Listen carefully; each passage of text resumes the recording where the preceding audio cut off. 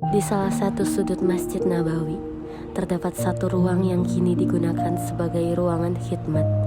Dahulu di tempat itulah Rasulullah Shallallahu Alaihi Wasallam senantiasa berkumpul bermusyawarah bersama para sahabatnya. Di sana beliau memberi tausiah.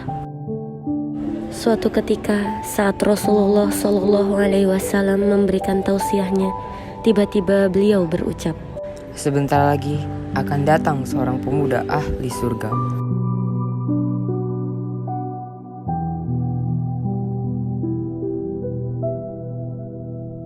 Pada kesempatan yang lain, ketika Rasulullah Shallallahu Alaihi Wasallam berkumpul dengan para sahabatnya, beliau pun berucap kembali, "Sebentar lagi kamu akan melihat seorang pemuda ahli surga." Para sahabat pun terheran-heran. Abdullah bin Amr bin Ash merasa penasaran amalan apa yang dimilikinya, sampai-sampai Rasul menyebutnya pemuda ahli surga. Maka Abdullah berusaha mencari tahu. Ia meminta izin kepada ayahnya untuk menginap beberapa malam di kediaman si pemuda tersebut. Malam pertama, ketika Abdullah bangun untuk tahajud, pemuda tersebut masih terlelap hingga datang waktu subuh. Ba'da subuh pun ia membaca Al-Quran. Diamatinya bacaan pemuda tersebut yang masih terbata-bata dan tidak begitu fasih. Abdullah pun makin heran dengan ucapan Rasulullah Shallallahu Alaihi Wasallam.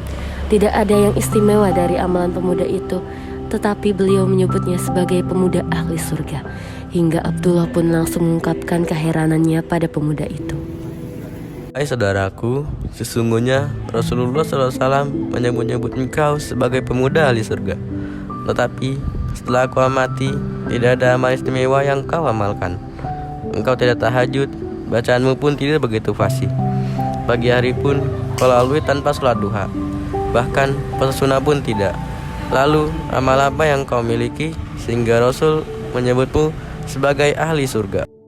Saudaraku, aku memang belum mampu tahajud.